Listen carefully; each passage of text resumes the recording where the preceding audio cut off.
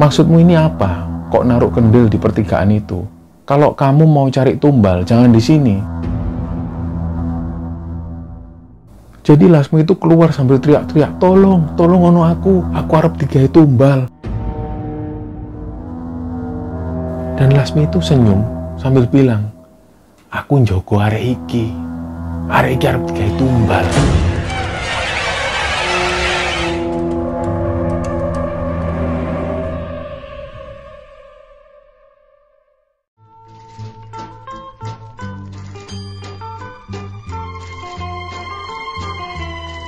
Kala senja amat indah ceria, tiba-tiba datang angin kencang, berguguran daun-daun di dahan. Bismillahirrahmanirrahim. Assalamualaikum warahmatullahi wabarakatuh. Sobat Kembara Sunyi dimanapun berada, pada kesempatan kali ini kami akan bercerita tentang sebuah kisah kiriman yang dikirim oleh Sobat Kembara yang asalnya dari Gunung Kidul, Yogyakarta. Sebelum kita masuk ke ceritanya, untuk teman-teman yang nonton tayangan ini dan belum subscribe, jangan lupa untuk subscribe lebih dulu agar channel Kembara Sunyi ini lebih berkembang lagi dan kami lebih bersemangat lagi dalam membuat konten-konten terbaru di Kembara Sunyi. Dan untuk teman-teman yang telah mendukung kami sejauh ini, kami ucapkan terima kasih banyak. Semoga amal kebaikan teman-teman dibalas kebaikan berlipat oleh Allah Subhanahu wa Ta'ala.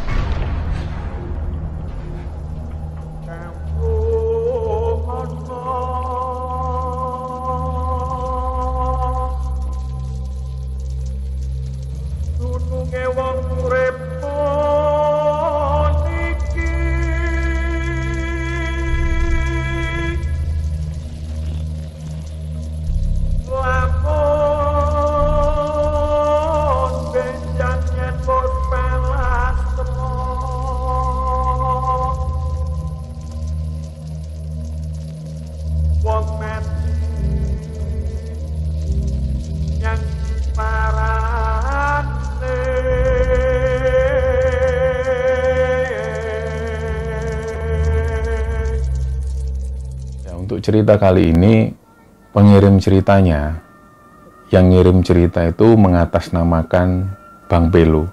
Jadi kita nggak tahu nama sebenarnya itu siapa, jadi kita pakai nama Pelo. Dia cerita bahwa kejadian ini pernah terjadi di daerah Gunung Kidul, Yogyakarta. Waktu itu kejadiannya di sekitar tahun 1992, dan waktu itu Pelo usianya sekitar 17 tahun. Nah, Pelo ini tinggal di rumah bersama orang tuanya, dan nggak jauh dari sana ada rumah, yang rumah ini tergolong mewah di antara rumah-rumah yang lain, karena rumah ini adalah seorang pengusaha. Jadi rumah ini ditinggali oleh sepasang suami istri, yang laki-laki namanya Pak Yono, dan yang perempuan adalah Bu Yani. Mereka tinggal bersama orang tua Bu Yani, yang biasanya orang-orang memanggil orang tua Yani ini dengan nama panggilan Mbah Joko, dan yang perempuan adalah Mbah Surti. Orang-orang tahu semua bahwa Yono dan keluarganya itu punya usaha. Mereka punya banyak kios di pasar di daerah Gunung Kidul sana, dan salah satu usahanya itu adalah jualan ikan lele, jualan daging ayam, dan juga daging sapi.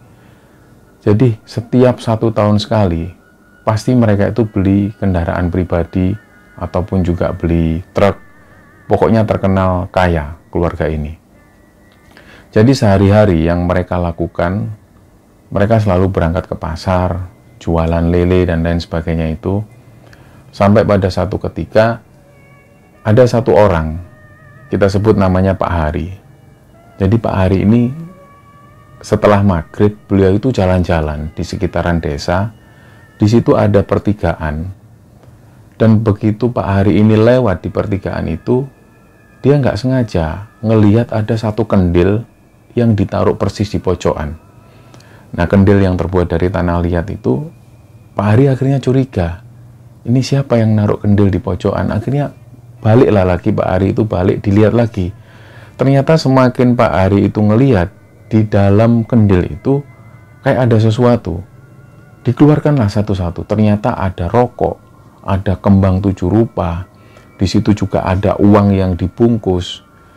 Dan yang bikin Pak Hari itu heran, ada kertas yang dilipat. Begitu Pak Hari ngelihat, ternyata kertas yang dilipat itu adalah rekening listrik dengan nama Pak Yono. Disitulah Pak Hari mulai merasa heran dan mulai merasa curiga. Ini nggak mungkin kalau Pak Yono naruh sesuatu di sini tanpa alasan. Langsunglah disamperi, Pak Hari langsung menuju ke rumah Pak Yono. Pak Hari langsung bilang, Yon, maksudmu ini apa? Kok naruh kendil di pertigaan itu? Kalau kamu mau cari tumbal, jangan di sini, jangan di daerahku, cari di sana. Lah waktu itu Pak Hari bisa merekam betul ekspresi wajah dari Pak Yono dan juga istrinya. Dia itu kayak merasa bersalah. Disitulah Pak Hari semakin yakin bahwa Pak Yono itu memang sengaja naruh kendil itu untuk tumbal. Nah, keesokan harinya mulailah nyebar berita itu bahwa Pak Yono ini cari tumbal untuk pesugihannya, entah untuk penglaris dan lain sebagainya. Nyebarlah sampai ke seluruh desa dan sampai berita ini menyebar ke pasar. Nah, karena kejadian itu, akhirnya dagangan Pak Yono itu mulai nggak laku. Lele-lele itu sering nggak laku dijual, dan setiap kali Pak Yono pulang dari pasar, selalu ngasih lele itu ke tetangga. Ya, termasuk ibunya Pelo ini sering dikasih lele. Karena orang-orang tahu bahwa Pak Yono ini pakai tumbal untuk pesugihannya. Jadi orang-orang yang sering dikasih daging, sering dikasih lele, ini lebih sering mereka nggak memasak pemberian dari Pak Yono itu. Jadi mereka membuang, termasuk ibunya Pelo itu juga membuang lele yang sudah dikasih oleh Pak Yono. Nah, setelah kejadian itu, mulailah gempar warga ini. Dan semakin hari, kios dari Pak Yono itu semakin sepi. Sampai beberapa hari kemudian, ada tetangganya Pelo yang namanya Pak Bangun. Pak Bangun ini sebenarnya masih saudara jauh dengan Pak Yono dan juga Mbah Joko. Waktu itu tiba-tiba Mbah Joko ini datang ke rumah Pak Bangun. Pak Bangun itu awalnya juga curiga, ini kok tumben-tumben Mbah Joko ini kok datang ke rumahku. Nah, Pak Bangun ini punya 3 orang anak, 2 orang laki-laki dan 1 orang perempuan. Nah, yang 1 orang perempuan ini namanya Lasmi. Begitu Mbah Joko nyampe di sana, Mbah Joko ini ngobrol lah seperti biasa. Dan gak lama kemudian, Lasmi itu tiba-tiba keluar dari kamar. Dia masih pakai mukena dan bawa Al-Quran. Jadi Lasmi itu keluar sambil teriak-teriak, tolong ono aku harap digawe tumbal, aku harap digawe tumbal, tolong. Lasmi itu keluar dari rumah dan menuju ke masjid. Jadi orang-orang yang ada di sana ngelihat, loh Lasmi ini kenapa kok teriak-teriak kayak gitu? Karena orang-orang tahu Lasmi ini orangnya pendiam. Jadi ketika waktu itu Lasmi keluar dari rumah dan teriak-teriak menuju ke masjid, orang-orang juga curiga. Jadi mereka langsung ngikuti Lasmi menuju ke masjid. Kebetulan hari itu karena maghrib, jadi masih banyak orang yang ada di masjid, termasuk ustadz atau imam yang ada di masjid itu masih ada di sana.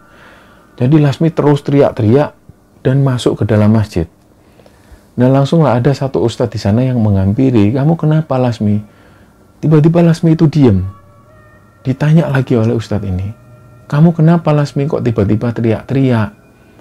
Lasmi itu tiba-tiba ketawa sendiri. Dilihatin semua orang-orang. Setelah itulah baru Lasmi ini memandangi orang satu persatu yang ada di sana. Karena banyak orang, Lasmi itu tiba-tiba nunjuk satu orang. Kowe ra usah melu-melu. Aku ro penggaweanmu bendino iki mendem-mendeman toh. Ra usah munafik. Terus nggak lama setelah itu Lasmi ini noleh ke kanan. Dia tunjuk lagi satu orang. Aku ro penggaweanmu. Bendino kowe zina toh, ora usah munafik. Nah, kalau diartikan dalam bahasa Indonesia, Lasmi ini bilang, dia nunjuk ke satu orang, dia bilang, aku tahu kamu. Kamu ini tiap hari mabuk-mabukan kan? Nggak usah munafik. Terus dia ngelihat lagi ke satu orang lainnya. Aku tahu kamu. Kamu suka zina kan? Kamu nggak usah munafik. Nah, lucunya orang yang ditunjuk Lasmi ini, dia tuh kayak seolah malu dan mundur. Dia mundur dari keramaian dan tiba-tiba orang ini sudah pergi. Jadi seolah-olah Lasmi ini tahu apa yang dilakukan oleh orang-orang itu. Nggak lama setelah itu Ustadz ini tanya, "Kowe iki sopo?" Dan Lasmi itu senyum sambil bilang, "Aku njogo arek iki. Arek iki arep digawe tumbal." Nah, si sosok itu yang masuk ke Lasmi ini bilang, "Aku itu jaga anak ini. Anak ini mau dijadikan tumbal." Ustadz itu langsung membacakan ayat-ayat Quran. Jadi mulailah si Ustadz ini membacakan Al-Fatihah. A'udzubillahi minasyaitonirrajim. Bismillahirrahmanirrahim. Alhamdulillahirabbil alamin. Dan Lasmi itu ngeliatin terus ngelirik. Dan gak lama setelah itu, ternyata Lasmi ini ngikuti. Alhamdulillahirabbil alamin. Ar-Rahmanirrahim. Maliki yaumiddin. Begitu ngelihat pemandangan ini, orang-orang itu ketakutan. Ternyata sosok yang masuk ke Lasmi ini ngikuti apa yang dikatakan Ustadz itu. Nggak lama kemudian, si Ustadz ini membacakan ayat kursi. Allahu la ilaha illa wal hayyul hayyum. Ternyata si Lasmi ini juga ngikutin. Allahu la ilaha illa wal hayyul hayyum. La ta'khudhuhu sinatun wa la nawm. Lahu ma fis samawati wa ma fil ardh. Nah, setelah membacakan itu, akhirnya sosok yang masuk ke Lasmi ini bilang sekali lagi, "Kowe ra usah maca Quran. Aku hafal Quran. Aku itu mau jogo arek iki. Kamu gak usah bacakan Quran. Aku itu mau jaga anak ini. Anak ini mau dijadikan tumbal." Disitulah Ustadz ini paham bahwa sosok yang masuk ke tubuh Lasmi ini adalah jin muslim yang biasa jaga di masjid itu. Jadi setelah berbincang-bincang sebentar, sosok yang masuk ke Lasmi ini mengaku bahwa sebenarnya dia sengaja untuk jaga Lasmi supaya nggak dijadikan tumbal oleh Mbah Joko tadi. Akhirnya setelah didiamkan oleh Ustadz tersebut, Lasmi ini pun sadar. Dia lemes dan gak lama kemudian diantarkan pulang. Nah, seketika itu juga orang-orang ini bubar. Termasuk si Pelo yang ngelihat kejadian itu, dia pun kembali pulang. Nah, sebelum sampai ke rumah, Pelo ini ketemu teman-temannya. Ditanya oleh teman-temannya, "Itu tadi ada apa?" "Itu loh si Lasmi itu loh, kesurupan." Lah kok ternyata dibacakan Ustadz, dia ini bisa baca juga ayat-ayat Al-Quran. Ternyata kata Pak Ustadz, dia ini sosok jin muslim yang biasa jaga di masjid, sengaja jaga Lasmi. Lah mulailah ngobrol-ngobrol, Pelo dan teman-temannya ngobrol di sana.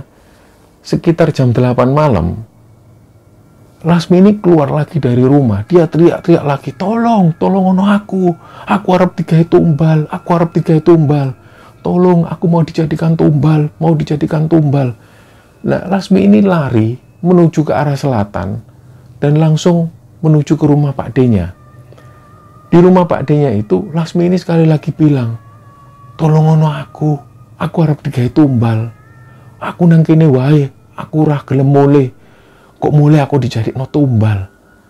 Nah, Pak D-nya waktu itu bisa menangkap, oh Lasmi ini kesurupan. Karena Pak D-nya Lasmi ini paham tentang hal-hal spiritual semacam itu, jadi Pak D-nya langsung membiarkan Lasmi.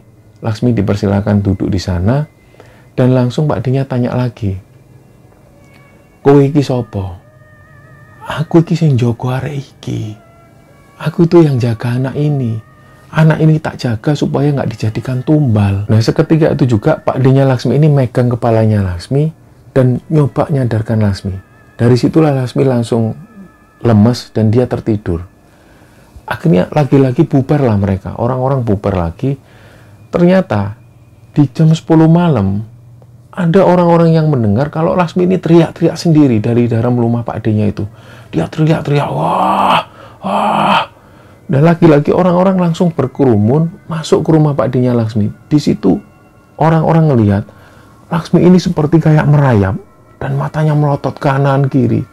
Di situ sekali lagi Pak D-nya Lasmi ini nyoba menyadarkan, "Kowe sopo?" Ternyata yang masuk di tubuh Lasmi ini sudah beda lagi. Lah, sosok yang masuk ke Lasmi ini mengaku kalau dia itu disuruh seseorang. Ditanyalah lagi oleh Pak D-nya, "Kowe iki sopo?" "Aku ono sing ngongkon. Aku ada yang nyuruh. Aku mau bikin anak ini jadi tumbal sampai dia benar-benar gila, sampai dia benar-benar edan." Nah, Pak D-nya langsung nggak terima. "Wah, kowe kurang ngajar temen. Kok enak temen kowe mlebu nang ponakanku koyo ngono. Metu kowe." Nah, karena Pak D-nya Laksmi ini paham tentang hal-hal seperti itu, dibaca-bacakanlah sesuatu. Nggak lama kemudian Laksmi ini pun langsung lemes. Dari situlah Laksmi kemudian tidur, dan keesokan harinya barulah Pak D-nya ini cerita ke orang tuanya Laksmi bahwa si Laksmi ini memang sengaja mau dijadikan tumbal sama Mbah Joko. Percaya atau enggak, memang anak ini sengaja mau dijadikan tumbal. Lah karena Pak Bangun itu masih ada hubungan saudara dengan Mbah Joko, Pak Bangun itu seolah nggak percaya. Masa iya sih Mbah Joko kok setega itu mau numbalkan Laksmi yang masih ponakannya sendiri. Tapi karena Pak D-nya Laksmi ini tetap yakin bahwa Laksmi ini mau dikorbankan jadi tumbal, disitulah baru Pak Bangun itu percaya. Beberapa hari kemudian, Pak D-nya Laksmi ini merasa dia geram, mulai geram. Dia benar-benar jengkel sama Mbah Joko. Karena Mbah Joko ini begitu teganya, sengaja mau menjadikan Laksmi ini tumbal. Nah, waktu itu sekitar jam 11 malam, Pak D-nya Laksmi ini bikin ingkung. Jadi ada ayam yang sengaja dimasak, dia bikin tumpeng dan masakan-masakan lainnya. Waktu itu Pelo ini juga diajak. Jadi ada anak-anak yang nongkrong di sana diajak sama Pak D-nya, ayo ikut ngantarkan Laksmi ini berobat. Lu mau kemana Pak? Sudah ikut aja. Nah waktu itu ada bis mini yang datang, Pak D-nya langsung nyuruh anak-anak untuk membawa ingkung tadi. Dia membawa bancaan tadi, dimasukkan ke dalam bis. Termasuk si Pelo ini ikut masuk ke dalam bis. Waktu itu Pelo ini nggak tahu, dia sempat tanya ke anak-anak yang lain, ini mau kemana? Wis toh, melu wae. Udah ikut aja. Begitu dalam perjalanan, ternyata mereka ini menuju ke pantai selatan. Sekitar jam 12 malam mereka sampai di pantai selatan. Gak jauh dari sana ada satu rumah joglo. Mereka pun masuk. Disitulah Pelo dan teman-teman yang ikut waktu itu tahu bahwa ternyata penghuni rumah joglo ini adalah guru spiritual dari Pak D-nya Laksmi. Dan Pak D-nya Laksmi ini mengungkapkan bahwa Laksmi ini mau dijadikan tumbal. Nah setelah itulah mereka mengadakan doa bersama dengan khusyuk sekali. Setelah itu baru mereka ini makan-makan. Makan bancaan tadi, nasi ingkung tadi dimakan bareng-bareng dan mereka santai sejenak. Sekitar jam 1 dini hari, barulah sang guru spiritual ini bilang ke Pak D-nya Laksmi, wes ayo, lang dimulai ae. Lang dibedol saoyot-oyote. Jadi maksudnya si guru spiritual ini bilang, sudah ayo kita mulai sekarang. Kita cabut sampai akar-akarnya supaya anak ini nggak ada gangguan lagi. Mulailah mereka ada di sana dan waktu itu Pelo ini ngelihat ada 4 orang murid dari guru spiritualnya ini. Mereka membentuk lingkaran dan di tengah-tengah itu ada kendil. Ada sekitar 3 kendil yang ditutup dengan kain kafan putih dan di atasnya itu ditaburi kembang-kembang 7 rupa. Mulailah waktu itu mereka disuruh konsentrasi dan berdoa sebisanya. Dan yang diingat Pelo waktu itu, sang guru spiritual ini membacakan sesuatu. Ketika itu suasana ini menjadi hening dan hanya terdengar suara-suara ombak dari pantai selatan. Tiba-tiba si guru spiritual ini bilang, "Iki wis teko. Wis teko, ayo siapa? Tak hancurno ae wong iki." Nah waktu itulah guru spiritual ini bilang, ini sosoknya sudah datang, kita hancurkan. Nah nggak lama setelah itu ternyata semua yang ada di sana ini ngelihat, termasuk Pelo, kendil yang tadinya ada di bawah tiba-tiba kayak terangkat sejenak, terangkat sekitar 5 cm, tiba-tiba jatuh lagi. Dan nggak lama kemudian terangkat lagi sampai hampir 1 meter keangkat dan jatuh. Nah waktu itulah langsung si guru spiritual ini membacakan sesuatu dan nutup kendil itu dan langsung ngikat kendil itu dengan akar-akaran. Nah setelah itulah baru diadakan doa bersama lagi. Gak lama kemudian si guru spiritual ini bilang ke Pak D-nya Laksmi dan juga ke orang-orang yang ada di sana, wis iki wis tak cancang kabeh nang kene. Ini sudah saya ikat semua di sini dan tak pastikan ini nanti kembali ke orang yang mengirim. Nah akhirnya mereka semua lega. Dan sekitar jam 3 dini hari mereka pun kembali pulang ke rumah. Keesokan harinya mereka beraktivitas seperti biasa. Dan yang diingat oleh ibunya Pelo ini sempat bilang bahwa kios-kios dari Pak Yono itu ini menjadi semakin sepi. Jadi semakin nggak ada orang yang beli di kiosnya Pak Yono itu. Jadi lele-lele itu diserahkan ke orang-orang, dikasihkan ke orang-orang. Nah, seminggu setelah itu ada kejadian. Waktu itu ibunya Pelo ini mau berangkat ke pasar. Dan tiba-tiba di pertigaan ibunya Pelo itu ngelihat ada sajen. Nah, begitu ibunya Pelo ini ngelihat kok ada sajen, kok tumben-tumben di sini kok ada sajen, ada kembang-kembang yang memang sengaja ditempatkan di situ. Nah, karena ibunya Pelo ini nggak mau tahu, beliau pun langsung berangkat ke pasar.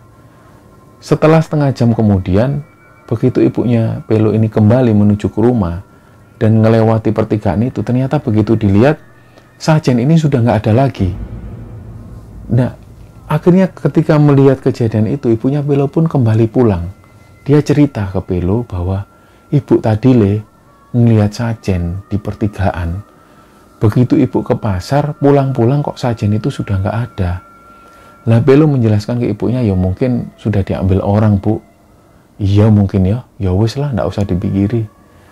Ternyata 3 hari setelah ibunya Pelo ini ngelihat sajen itu, ada kejadian Mbah Joko itu yang waktu itu menuju ke pasar. Beliau itu naik sepeda motor, tiba-tiba jatuh persis di tempat yang waktu itu ditaruh sajen. Begitu Mbah Joko itu jatuh, ditolonglah oleh orang-orang, langsung dibawa ke rumah sakit karena kondisi Mbah Joko waktu itu parah. Begitu dibawa ke rumah sakit, Mbah Joko itu diharuskan opnam di sana. Nah, selama beberapa hari opnam, akhirnya Mbah Joko itu pun meninggal.